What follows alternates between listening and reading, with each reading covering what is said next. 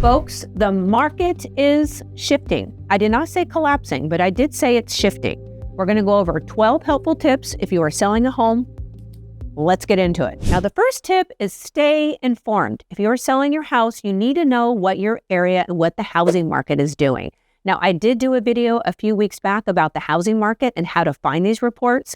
But when I'm talking to sellers right now, I'm sitting down with them and we're talking about the days on market calculation.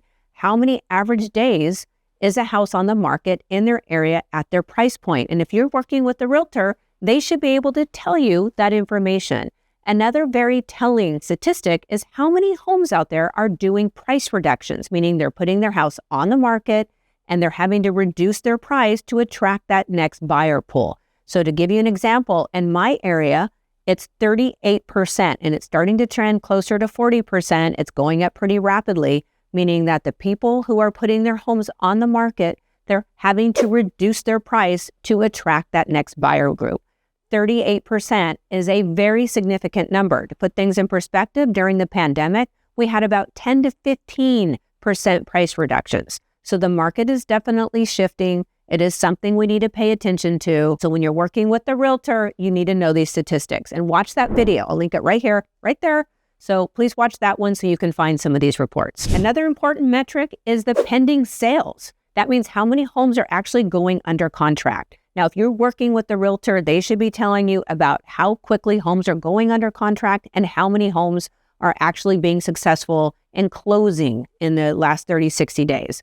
Remember though, if the market is shifting very quickly, you also have to shift your mindset and your price very quickly as well. Do not wait. This is something that you have to get ahead of, especially if you start seeing those numbers I just talked about going up and not necessarily in a positive way. You know what I'm talking about. The second tip is be flexible. Now, back in the heyday during COVID, the good old days, I dream of those days.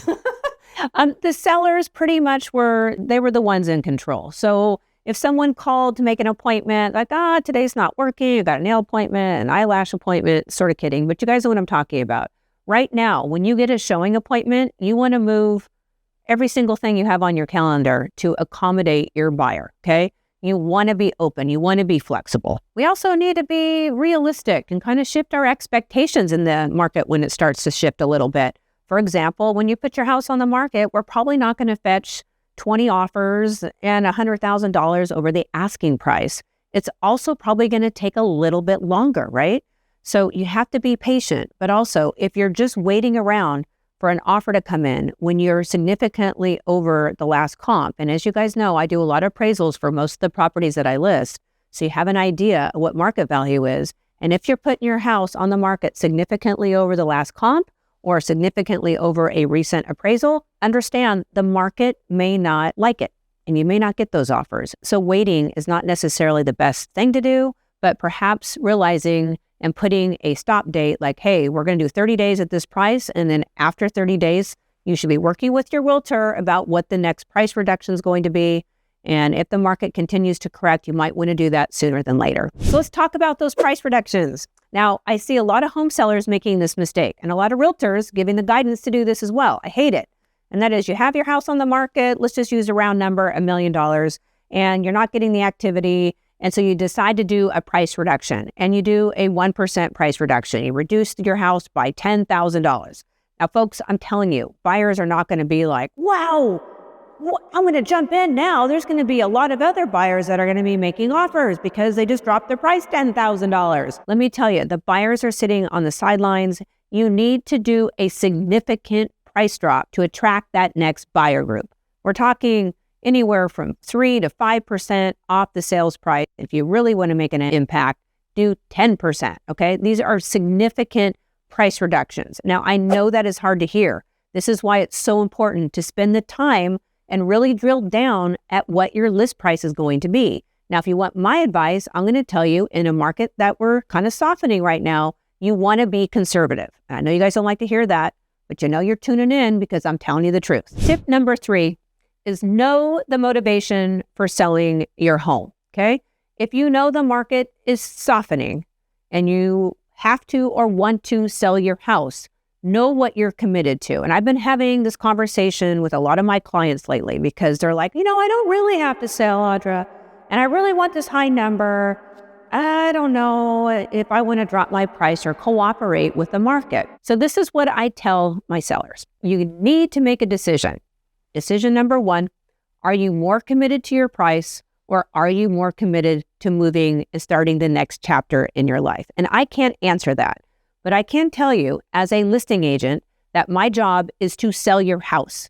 So I would suggest if you put your house on the market during a time that's potentially softening, that you get really clear about your motivation, okay? So when you don't like the price and it's just kind of not working out the way that you expected, you got to get focused on just getting to the next chapter and being motivated and understanding the rewards of doing it. Now, usually when I talk to my sellers, are like, well, I want both. I want to be committed to my price and be committed to moving to the next chapter. And all I'm saying, folks, I'm telling you, got to get really clear on your motivation, and you got to be passionate about one or the other. All I can tell you is when you're in a market that's starting to pull back a little bit, if you're committed to your price, oftentimes you are no longer a home seller, you are a homeowner. Hope you caught me on that one. Okay, it's that time. I'm going to ask you to subscribe to my channel. I need to get to 50,000 subscribers, and I promise I will leave you alone for the rest of the year once I get there, okay? So help a girl out. All right, let's get back into it. Today's a different day, slightly different outfit, and the reason for that is when I started recording this video, I started working with some different equipment. I'm trying to up my game and have better quality audio and video for you. And I botched tip number 4 and 5. So if you're wondering why there's a slight change, that's the reason. So let's get into tip number 4 and 5. Tip number 4 is expect difficult negotiations. Now, I'm working with a lot of sellers right now where they're still in disbelief that the market slightly corrected, and they're coming in really strong with those negotiations. They want to move those contingencies up. They want loan approval moved up, and they want to sell their house as is with no repairs. And they're not willing to flex on any timeline or any repair. And all I'm saying is understand that when the market starts to correct, the buyer and the seller both have to give a little bit, okay? The other thing is effective August 13th, MLS is no longer publishing those buyer agent commissions. So there's going to be a big shift in the industry. So when those buyers are making those offers, more than likely, they're going to have a concession, a request in their offer that the seller pay for those buyer's agent commissions. Now, don't shoot the messenger. I'm just telling you what I think's happening. So be prepared if you are a seller and you are in a shifting market. I didn't say collapsing. That more than likely, if you're going to be receiving offers, I would suggest you be a little bit more flexible and just be open to all offers that come your way, especially when it comes to that buyer's agent commission. I know a lot of you sellers out there are like, I'm not paying that buyer's agent commission. Well, if your house is sitting on the market for 120 days and you get a good offer and they're asking for a buyer's agent commission, all I'm going to recommend is that you consider it. Not a bad idea. Tip number 5 is price your house properly. Now, I know I've said that 100 million times, but when the market's shifting, this is even more important. And I wanted to share an experience that I had over this last weekend. And that is I was sitting at an open house. It was kind of crickets, not a lot of people coming through the open house. And another top agent in my area was also holding an open house in that same area. And I give him a call. I'm like, hey, you know, my open house, it's busy. How about you? And he started laughing. He's like, oh yeah, it's real busy. All right. I said, tell me about your business. How are you pricing your homes right now? And he said this, and it was very powerful. And I wanted to share this with all of you watching. And that is, he said, Audra, there is a market out there. It's called the 5 to 7% reduction market. Like, what are you talking about?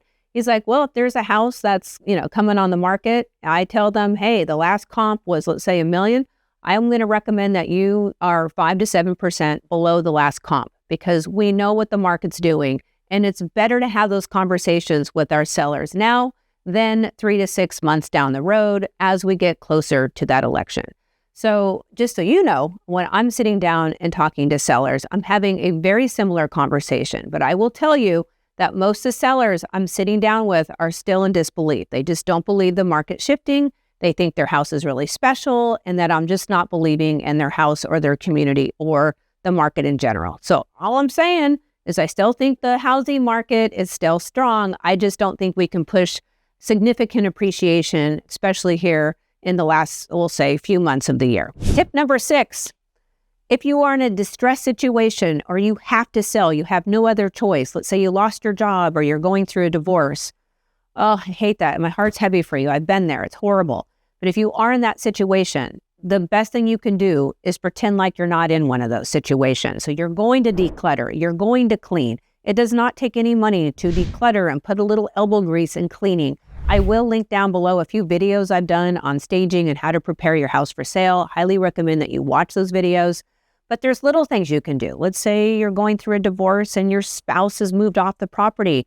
You don't want the world and the buyers to know that, hey, I'm going through a divorce and I'm going through a bad, difficult time. So what are you going to do? You're going to go borrow clothes and put the clothes on the other side of the closet. And if you have vanities and one of the vanities is, free and clear of the spouse's stuff, put brushes and makeup and borrow friends' stuff. That's what I actually do as a listing agent when I come into situations like this. You want to preserve the perception that everything's A-okay, because if you do allow any hint of a distressed situation going on in a property, a buyer will take advantage and will offer a considerable less amount than what your house is valued at. So do the extra steps, get a little elbow grease in there. I know you can do it. Don't let them see a sweat. Tip number 7 is keep your house as neutral as possible. Now, the last 3 years, you could have a lawnmower and a tractor in your house painted pink and zebras, and the house would sell, okay? Because there just was a lot less inventory. There was a ton of competition, and anybody would buy your house no matter what condition. When the market shifts, that's not the case anymore. I have 2 very specialty properties right now that's going to take a very special buyer. And all I can tell you is it's taken a lot longer than anticipated. In a market that's shifting, you want to appeal to the masses. And the best way to do that is to keep your house neutral as possible. Now, when I say neutral, I mean as plain and simple as can be. You don't want pictures, you don't want colorful walls, you don't want decorative styles that are very specific. And if you don't know what I'm talking about, just go look at Restoration Hardware. I got this catalog, and it's neutral, very basic colors. There's a lot of beiges, and you guys know I love whites. I'm always going to go to white, but because it just photographs better. It makes the rooms look bigger.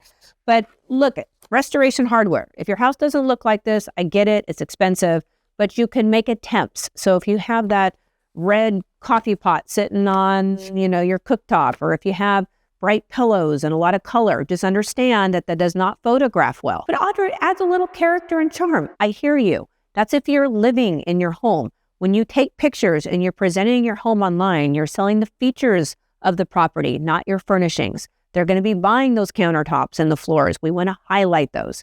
Neutral colors, neutral pillows, as neutral as you can get during a time when the market is shifting. You will appeal to the masses. Just trust me on this. Step number 8 is hire an agent who's going to spend that extra money on high quality photos, videos, images, 3D tours. Okay, marketing is even more important now than it has been the last 3 years. Social media is also a big deal. You need to have an agent that's current. And I'm sorry, for us old folks, I'm old, right? There's a lot of older agents that aren't embracing technology, and you need to find one that does. It's also important to have the proper collateral on your home. In the last 3 years, I've noticed a lot of agents aren't putting investment into their property brochures. And I've taken it a step further, and I am going overboard. So this is an example of some marketing collateral that I have on one of my listings currently. And you can see how beautiful these pictures are. And I'm kind of bragging right now because it's really difficult for me to do this. But look how beautiful the layout is, okay? I have taken my business up to a whole different level because I understand the importance and impact of extra collateral that's of the highest quality, okay? On the very last page, and I'm going to encourage every one of you to do this if you're selling your home, you will notice that I have a distinguishing feature list detailing everything that differentiates this house from the competition. Now, a lot of these buyers will come in here, they'll pick up this beautiful property brochure and like, wow, this is fancy. They'll go home, they'll read it, they'll dream about it. And then they're going to go with the very last page and review that feature sheet. It's impactful. If you are a seller, please create your own feature sheet, spend time doing it, and list all the upgrades on the property that you can think of. It does have a huge impact when buyers are given a lot more choices and you want your house to stand out.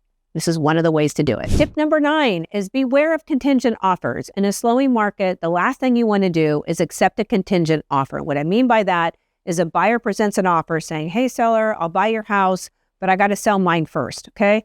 I highly, highly recommend that you use that as a last resort because you don't know how long it's going to take them to sell their house. You also don't know what their buyer's situation is. They could be contingent on selling their home.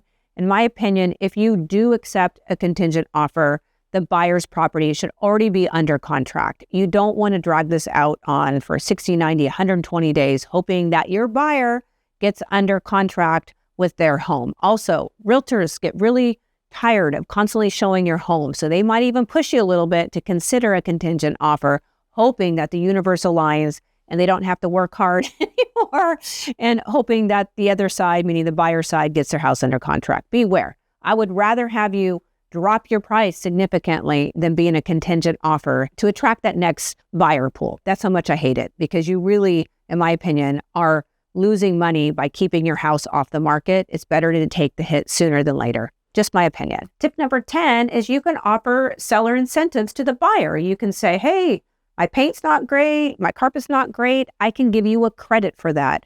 Or you can offer to buy down points for your buyer's mortgage.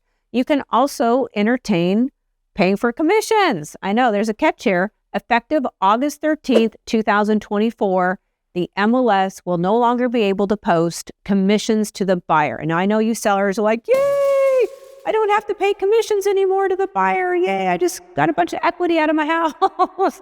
So beware, your buyers more than likely are going to make an offer, and there is a section, at least in the California purchase agreement, the new one that's being revised, that there is a section saying, hey, by the way, the buyer is actually requesting a certain percentage or a certain flat fee for their buyer's agent commission. So you might want to consider something like that. You don't have to, but you might want to consider accepting some concessions, some commissions to make the deal go through. We're going to have to be a lot more flexible with our negotiations when the market starts shifting to more of a balanced market. I do believe that is the direction we are now heading. Tip number 11 is get those repairs done. Now, as a homeowner, we know kind of what's wrong with our house. So for example, and you probably watch a couple videos of mine, maybe 2 years ago, where I haven't replaced the window that's been broken.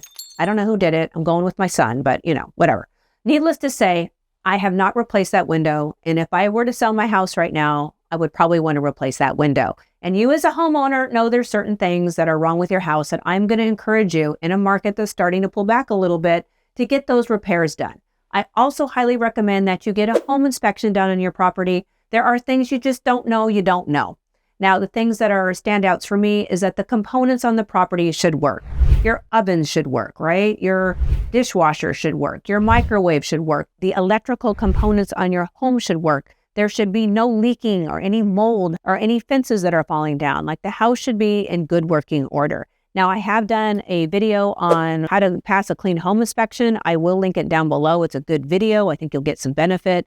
But when the market corrects or pulls back a little bit, we need to have our home in top condition. The buyers get to be a little bit more selective with the homes they get to choose because there's probably more on the market that they get to select from. So they're going to probably pick the one that's in the best condition, and hopefully it's yours. Tip number 12 is hire an experienced, educated, hardworking, current realtor. What I mean by that is your realtor should be investing in those high-end photos. They need to have the experience. They need to have the respect of their community.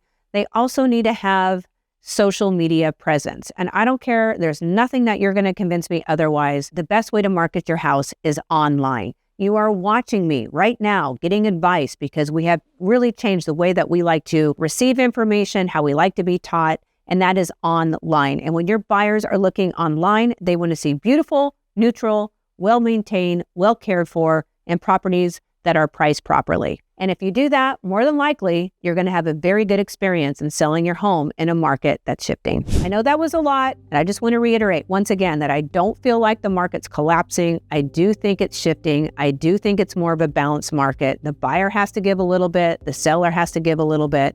Super important to have proper representation. But the thing that I'm running into right now, which is really hard for me as a listing agent, is that I have sellers that are still in disbelief. They don't realize the market is correcting.